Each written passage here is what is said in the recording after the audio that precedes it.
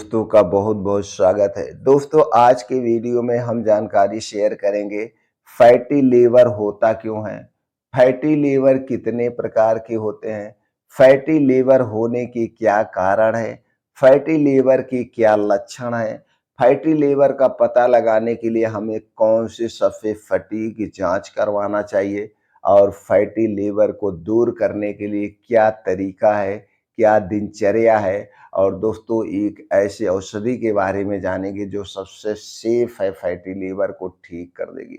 इसलिए वीडियो को ध्यान से अंत तक दोस्तों सुनिएगा। सुनने के बाद आपके मन में कोई भी क्रॉस क्वेश्चन है, कोई भी प्रश्न है, दोस्तों कमेंट सेक्शन के माध्यम से आप पूछ सकते हैं और लास्ट में दोस्तों आपके मन में जो प्रश्न चल रहा है उसके आंसर भी देंगे। इसके बाद दोस्तों इसके बाद इस जानकारी में जो भी जानकारी हमने शेयर किया है दोस्तों, फिश संबंधित आप कुछ भी पूछ सकते हैं।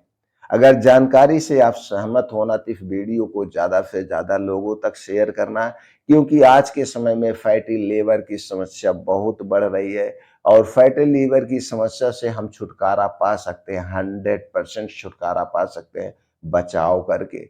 जिससे हमें दोस्तों फैटी लीवर ना हो, इसके लिए हमें क्या सावधानी बरतनी चाहिए, सारी जानकारी शेयर करेंगे। दोस्तों अगर आप हमसे जुड़ना चाहते हैं या हमें भी अपने परिवार का सदस्य बनाना चाहते हैं तो चैनल को सब्सक्राइब कर लीजिए, बेल आइकॉन का बटन ऑन कर दीजिए, जिससे हर एक छोटी बड़ी वीडियो की नोटिफिकेशन आपको मिलती रहे। तो चलिए दोस्तों हम जानते हैं सबसे पहले फैटी लीवर होने के क्या कारण है और हमारा वैज्ञानिक रिसर्च क्या कहता है वैज्ञानिक दृष्टिकोण से। दोस्तों फैटी लीवर तब होता है जब लीवर की कोशिकाओं में अत्यधिक फैट जमा हो जाता है। अब फैट क्यों जमा हो जाता है, एक पॉइंट को नोट करिए, इस पे भी हम डिस्कस करेंगे।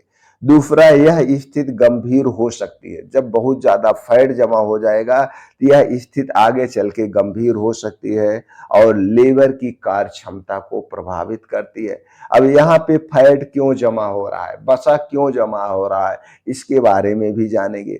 अब चलिए हम दोस्तों सबसे पहले जानते हैं फैटी लीवर कितने प्रकार के होते हैं। दोस्तों फैटी लीवर दो प्रकार के होते हैं। पहला होता है नॉन अल्कोहलिक फैटी लीवर और दूसरा होता है अल्कोहलिक फैटी लीवर। अब नॉन अल्कोहलिक यानी जो शराब नहीं पी रहे हैं उन्हें फिर क्यों फैटी लीवर हो जा रहा है। तो दोस्तों इसकी बात करें तो इसके कई रीजन होते हैं, जैसे मोटापा, डायबिटीज, मोटावेलिक, कई कारण होते हैं। अब ये मोटापा क्यों आता है, अगर हम इसमें घुसते जाएंगे तो इससे अंदर अंदर घुसते जाइए, मोटापा प्रश्न बन रहा है, मोटापा क्यों आता है, अब इसमें डायबिटीज क्यों होती है, मेटाबॉलिज्म क्यों होता है, तो हम चले जाएंगे तो सीधी सी बात पे आएगी दिनचर्या, खान पान, ये हो गया। अब दोस्तों जो है अल्कोहलिक फैटी लीवर जो होता है, या दोस्तों बहुत ज्यादा मात्रा में जो लोग शराब का सेवन करते हैं उनकी लीवर की कोशिकाओं को खराब नुकसान पहुंचाता है और धीरे धीरे जा करके दोस्तों ये अल्कोहलिक फैटी लीवर बन जाता है। और अगर हम समय रहते इसे ध्यान ना दें, इसका उपचार ना कराएं तो दोस्तों यही अल्कोहलिक फैटी लीवर कैंसर का भी रूप ले लेता है। अब दोस्तों चलिए हम जानते हैं ये फैटी लीवर का वैज्ञानिक रिसर्च और प्रमाणित कारण क्या है, ये वैज्ञानिक क्या बताते हैं। दोस्तों रिसर्च के अनुसार मोटे लोगों में, जो मोटे लोग होते हैं, जो मोटापे के शिकार होते हैं, उनमें 70 से 80% तक फैटी लीवर पाया जाता है। दूसरा है कई पॉइंट पे हुआ मेटाबॉलिक सिंड्रोम, यानी मोटापा, high blood pressure, high sugar, high triglyceride fatty liver का भी कारण, ये भी एक कारण माना जाता है। जिनमें मोटापा है, हाई ब्लड प्रेशर है, शुगर है, यानी कि उनका कोलेस्ट्रॉल भी डिस्टर्ब है, उन्हें भी ज्यादा फैटी लीवर होने के चांसेस होते हैं।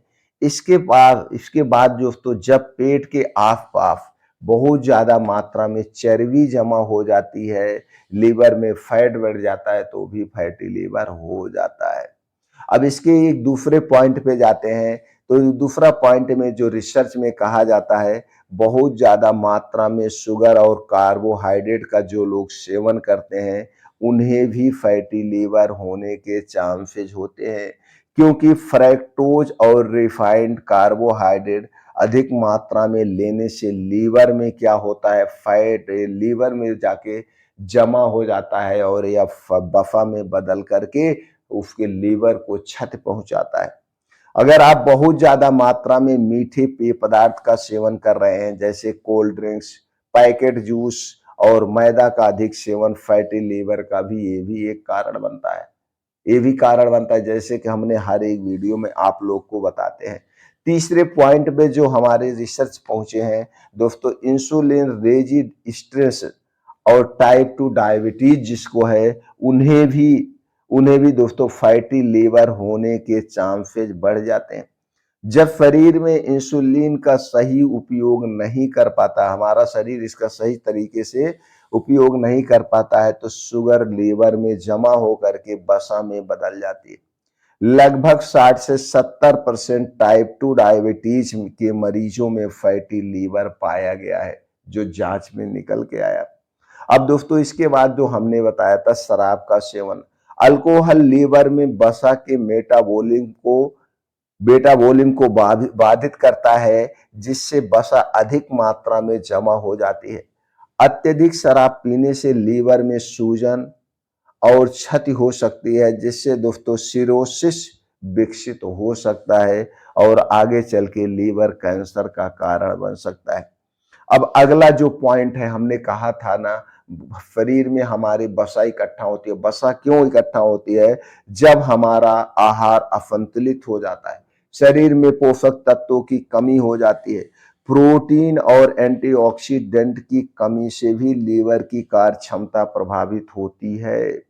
ओमेगा 3 फैटी एसिड और फाइबर की कमी से भी लीवर में फैट बढ़ जाता है।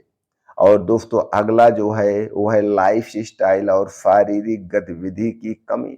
जैसे दोस्तों जो लोग ज्यादा बैठने के आदी हैं, ज्यादा बैठने वाला काम करते हैं, व्यायाम की कमी है उनके जीवन में, उनमें भी दोस्तों लीवर फैट बर्न नहीं कर पाता है, जिससे उन्हें फैटी लीवर होने के चांसेस बढ़ जाते हैं। हमारी रिसर्च बताती है कि नियमित नियमित व्यायाम से लीवर फैट जो है दोस्तों 40 से 50% तक कम हो सकता है। इसीलिए कहा जाता है हमें डेली रूटीन में योगा, प्राणायाम, मेडिटेशन, एक्सरसाइज जरूर करना चाहिए।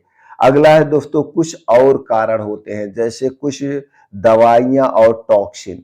अगर आप बहुत ज्यादा मात्रा में स्टेरॉइड, पेन किलर और एंटीबायोटिक का दोस्तों लंबे समय तक उपयोग कर रहे थे, भी लीवर को नुकसान पहुंचाते हैं। कुछ असाध्य बीमारियां होती हैं, जब हम उनमें लगातार एंटीबायोटिक खाते हैं, जैसे 1 साल 6 महीना, तो भी लीवर को डिस्टर्ब करती है। कुछ ऐसे पीपीआई ग्रुप की दवाएं हैं, जैसे दोस्तों कुछ लोगों आते हैं हमारे पास, बताते हैं कि वो पेंटाप्राजोल, डोमपेरिडोन, डीएसआर वगैरह 4-4, 5-5, 6-6 साल से खा रहे हैं।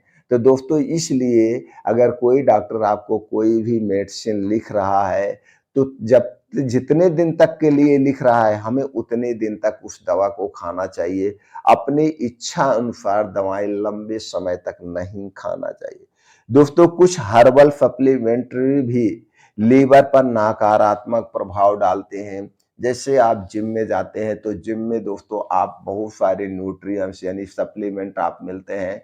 तो दोस्तों जितने दिन तक तो आप जिम में रहते हैं उसका प्रयोग करते हैं, उसके बाद जब जिम छोड़ देते हैं, अपने इच्छा अनुसार उस सप्लीमेंट्री का प्रयोग करते हैं, लगातार कंटिन्यू करते हैं, इससे भी लीवर को प्रभावित करता है, लीवर भी क्षति पहुंचाता है।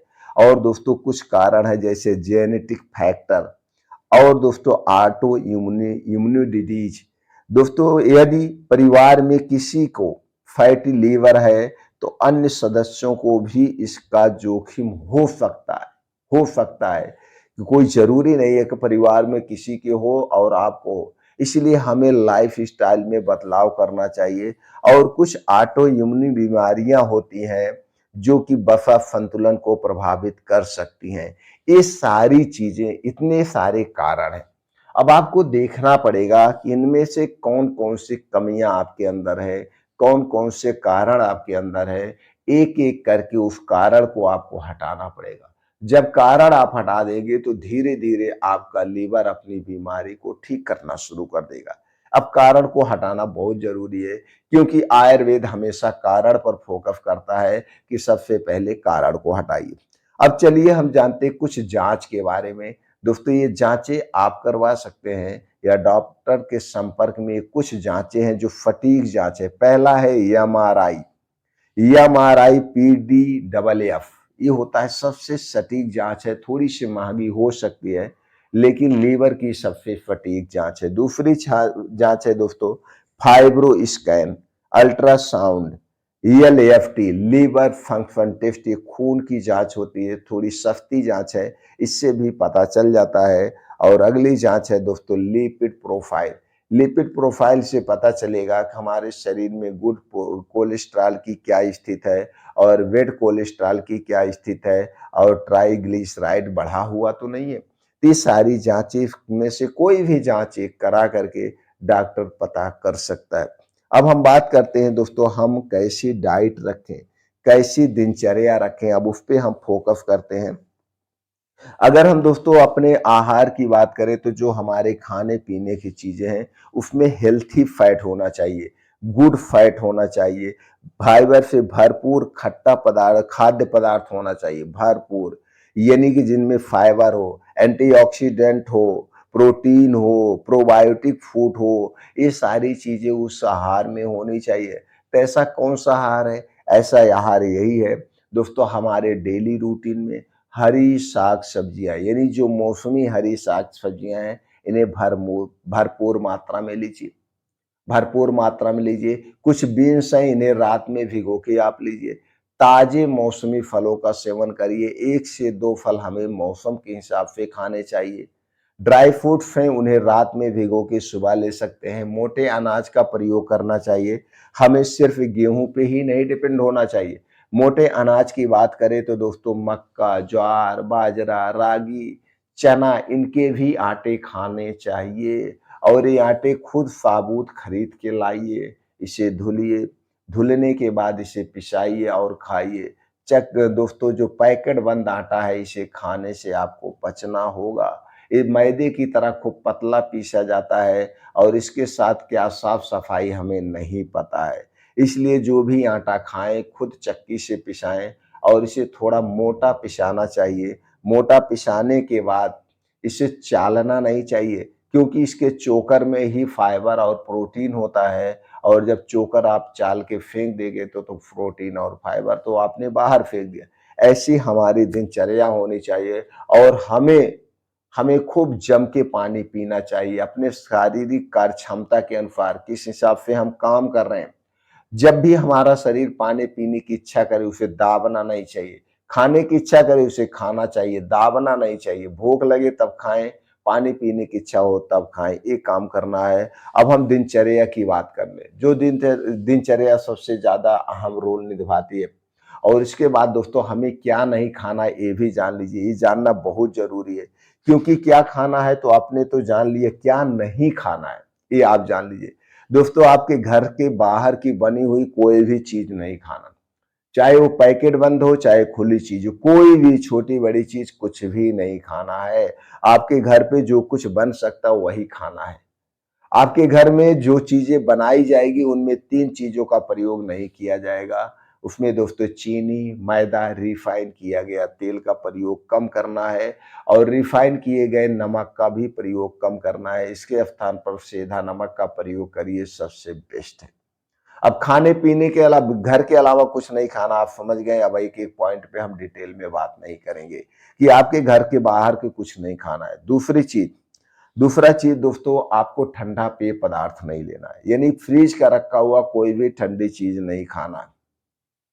आपको रूम टेम्परेचर का पानी पीना है, रूम टेम्परेचर का खाना खाना है, इस बात का आप ध्यान देंगे। अब चलिए हम दिनचर्या पे बात करते हैं। दोस्तों पहली काम जो आपको करना है, रात का खाना सूर्य डूबने के 1 घंटे पहले करना है। ये पहला काम आपको करना है, इसे कभी मिस नहीं करना है। जो भी आप खा पी रहे हैं वो सूर्य डूबने के 1 घंटा पहले खाइए, चाहे गर्मी हो, ठंडी हो, बारिश हो, कोई भी सीजन है। यही एक बदलाव करके आप करके देखिए, आपका शरीर अपने आप स्वस्थ और निरोग होना शुरू हो जाएगा। और दोस्तों फिर क्या करेंगे, आप जल्दी सो जाएँगे, तो जल्दी उठना है। डेली डेली 2 घंटे का समय निकालना है, तेज गति से मॉर्निंग वॉक करना है, योगा करना है, प्राणायाम करना है, मेडिटेशन करना है, दौड़ लगाना है, या सुबह-सुबह जो आपको पसंद है वो काम आपको करना है अपने शारीरिक क्षमता के अनुसार। शरीर से पसीने निकलने चाहिए बस, पसीने निकालना। अब ये 2 घंटे का काम करके जब वापस घर पे आ पाएँगे, और ये सारा काम कहाँ करना है? खुले आसमान के नीचे। खुले आसमान के नीचे जहाँ पे हरी घास हो, मिट्टियाँ हों, उस पे नंगे पाँव करना। दोस्तों जब ये सारा काम आप नंगे पाँव करते हैं, तो नंगे पाँव करने से मिट्टी के छोटे-छोटे जो कंकड़ होते हैं, वो आपके पैर में चुभते हैं, एक्यूप्रेशर का काम करता है। उसकी बूँदें जब आपके पैर में लगती है, तो दोस्तों उसी घास की तरह हमारा शरीर भी हरा-भरा हो जाएगा। ये काम करने के बाद जब आप घर पे आएँगे, तो सबसे पहले काम क्या करना है?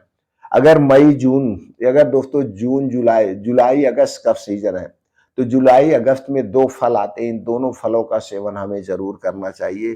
पहला फल है सेब और दूसरा फल है आँवला। आँवला और सेब दोनों एक ऐसा फल है जो हमारे पूरे सुरक्षा के लिए सुरक्षा कवच का काम करता है। ये हमारे अंदर से और बाहर से दोनों तरीके से काम करता है, हमारे पूरे शरीर को स्वस्थ और निरोग रखता है। कैसे सेवन करना है? दोस्तों पहले शुरुआत आपको सेब से करना है।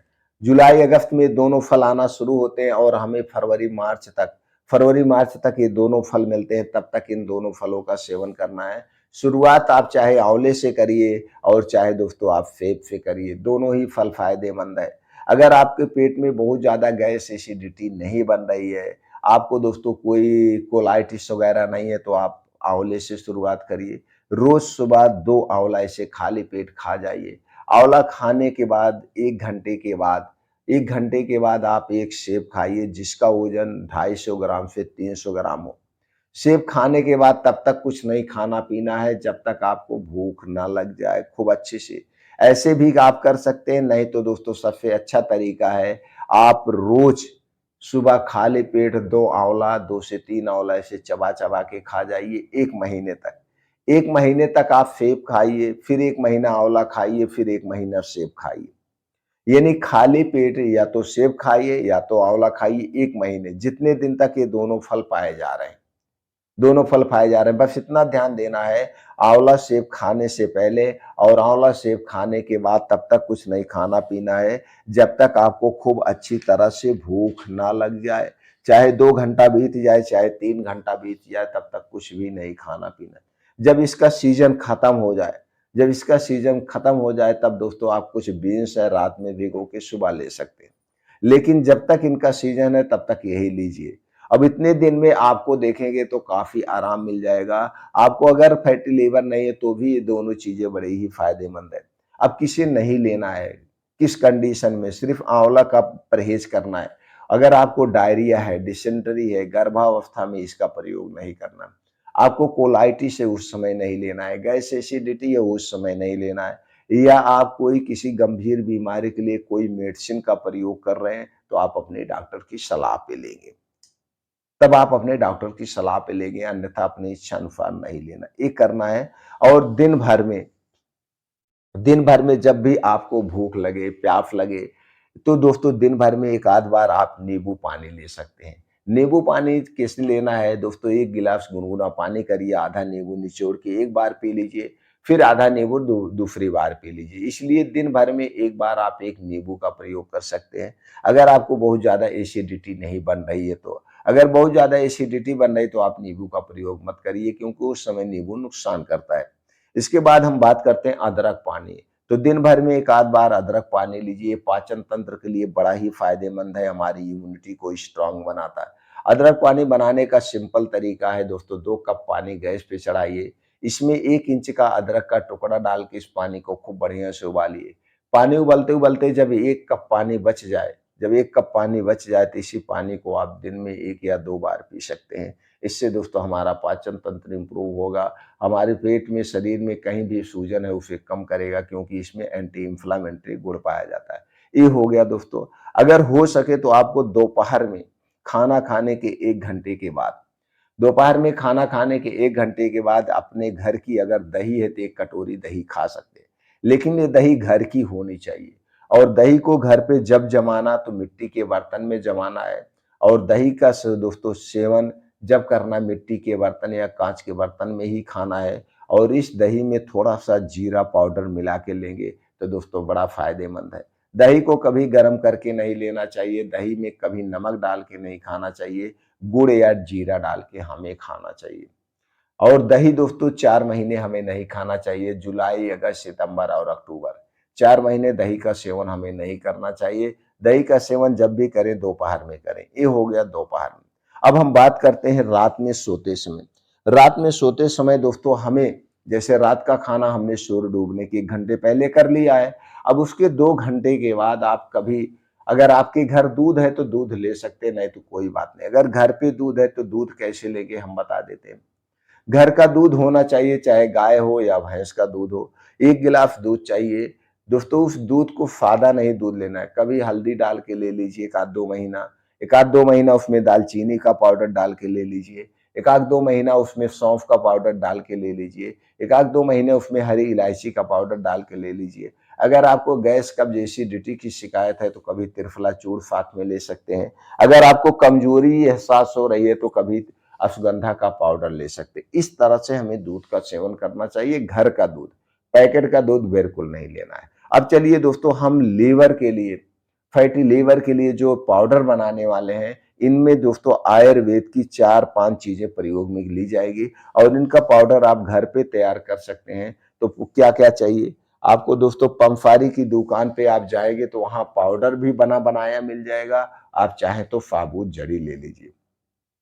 उसमें लेना आपको चिरैता 50 ग्राम, पुनर्वा 50 ग्राम, कुटकी 50 ग्राम, भृंगराज 50 ग्राम, भूमि आंवला 50 ग्राम। ये दोस्तों क्या है, पांचों चीजें 50-50 ग्राम लेना है, आपका हो गया 250 ग्राम। इसे लाइए घर पे सुखा करके, बराबर मात्रा में लेना है, घर में सुखा करके इसका पाउडर बना लीजिए। अब इसी में से एक एक चम्मच सुबह शाम, एक एक चम्मच सुबह शाम गुनगुने पानी के साथ खाना खाने के 1.5 घंटे के बाद, खाना खाने के 1.5 घंटे के बाद आपको सुबह शाम लेना है। दोस्तों ये बहुत ही बेस्ट पाउडर है लीवर के लिए, फैटी लीवर के लिए। अब इसमें जितनी भी चीजें हैं ये दोस्तों अपने आप में सर्वगुण संपन्न है, सबसे सेफ दवा है, इसका कोई साइड इफेक्ट नहीं है। कितने दिन तक लेना है? 7 दिन से 21 दिन तक लेना है। इससे ज्यादा अगर दिन तक आपको लेना है तो आप किसी भी आयुर्वेदिक डॉक्टर के संपर्क में इसका प्रयोग करिए। दोस्तों ये बड़ा ही फायदेमंद है। आप स्वस्थ रहेंगे, निरोग रहेंगे।